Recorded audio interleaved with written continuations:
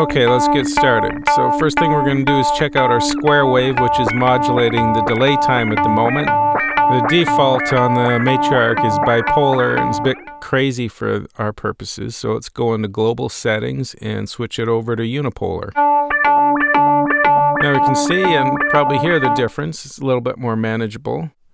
So I've got it patched so the top left attenuator here is modulating the delay time on the left side.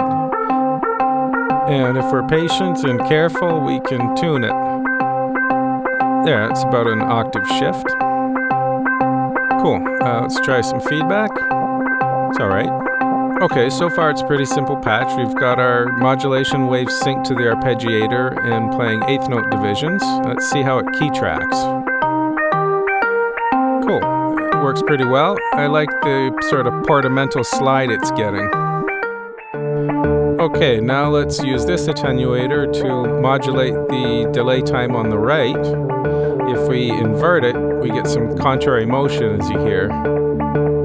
Good, let's go with that, 2 octaves down. Let's have a listen without the arpeggiator. Nice, I like that. Yeah, neat slidey pitch changes. Let's turn the arpeggiator back on. Yeah, that really brings this little simple sequence to life. We get kind of a bass line from the delay on the right and a little harmony from the delay on the left. Cool, let's experiment.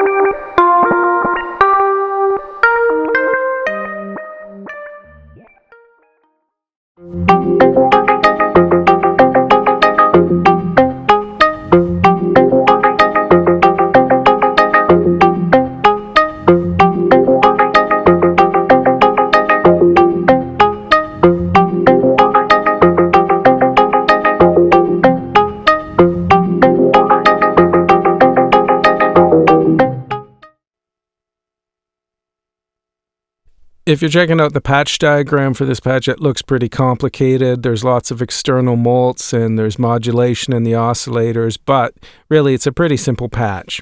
The idea is simply that we take the delay and filter it. Normally the Matriarch's delay doesn't pass through the filter, it's after the VCA. So we're going to take the delay out of the back panel of the Matriarch and plug it into VCF1. I'm using VCF1 because it can be used as a high pass or low pass if we patch in mono. Now we're going to take another patch and we're patching the VCF out into VCA2 in. I'm using VCA2 for the delay because we're going to have to hold it open so it's not affected by the envelopes. The CV control for the VCAs are internally normaled in the Matriarch, so if we do it the other way, we won't be able to get an independent voice. So now I've got VCF1 going to VCA2 and vice versa, and I've just patched the mixer into VCF2 in. So I'm switching the VCA to drone mode, and now we're able to hear the delay and the oscillators. Both are being affected at the moment by the filter, but the keyboard won't trigger the VCA or the filter yet. So put the VCA back into amp EG mode. And of course, yes, still no keyboard control. So I'm patching the envelope out into, let me get a different cable.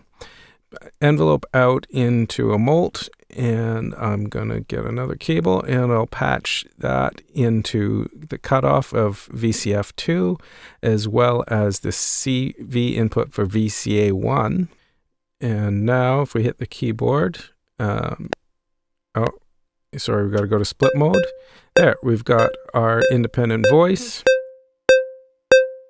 and no delay at the moment. Now, we don't want our delay to be affected by the VCA. We want it to ring through. So we're going to go back into drone mode for the VCAs, and we're going to patch an attenuator into the CV in for VCA2 and hold it open. Now we have filtered delay unaffected by the VCA.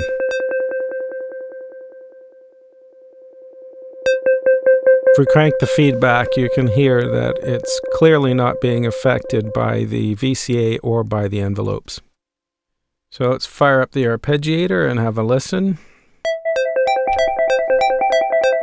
So the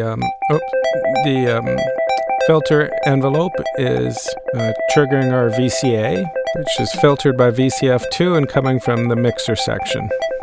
So now let's patch the attenuator into the cutoff of VCF1, so we've got control over the filter for the delay. There we go. So that's high pass filter mode, and here's low pass. Let's turn up the resonance so we can hear that a bit better.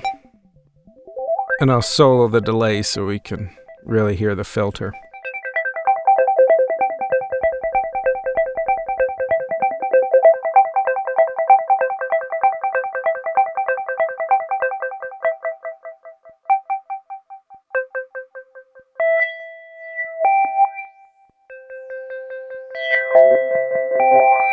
So by turning the attenuator, I can sweep the filter of the delay.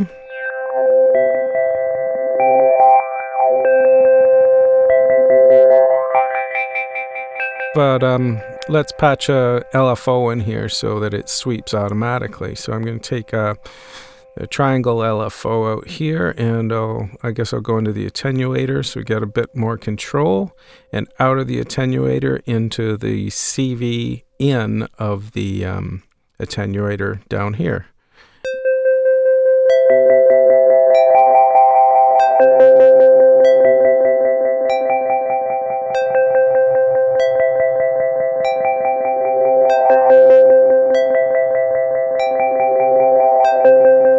Oh, patched that wrong. There we go. CV in.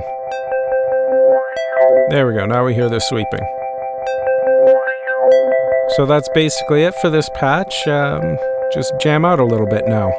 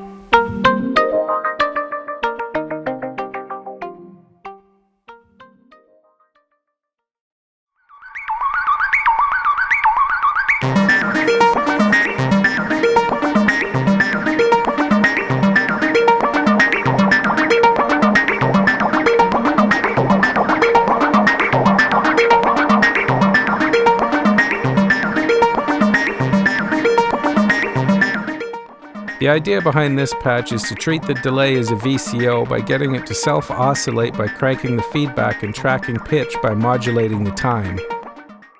So the delay is self-oscillating. Let's compare it in pitch with this oscillator, and we can tune it with the time knob here.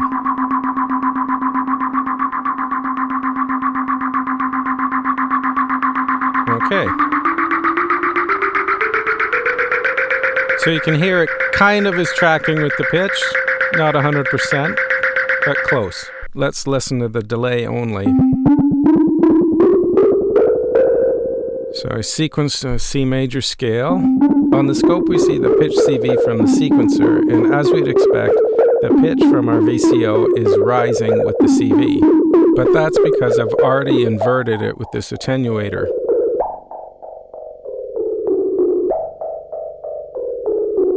If we don't invert the pitch CV that's modulating the delay time, as the pitch raises, the delay time gets longer. In other words, the notes will get lower. So let's fire up the arpeggiator and mix in an oscillator. I've got the Matriarch in round robin mode at the moment.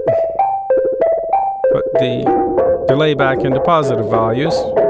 We get contrary motion. It's pretty cool. It's kind of an FM-ish percussion sound. Okay, let's experiment with envelopes. Nice. So I've added a little bit of reverb from an Eventide H9. Getting a pretty cool horror movie type sound. Let's increase the attack times on both the envelopes. And let's get another cable, and we're going to patch our triangle LFO into our Mult so it modulates both cutoff frequencies. There we go. So now we should get some stereo filter panning.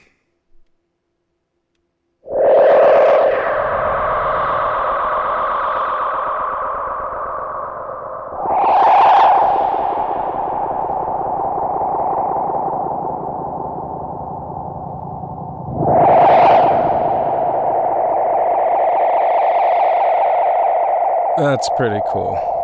All kinds of spacey horror sounds.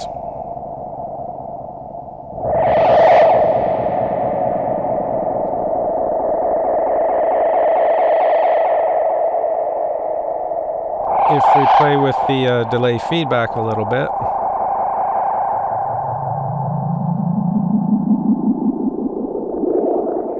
we can really add some motion and dynamics to this.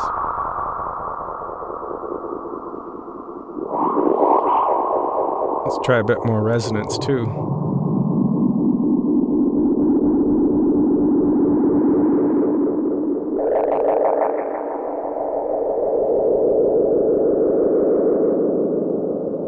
Cool. Okay, that's basically it for this one. Let's just try experimenting and jamming out a little bit.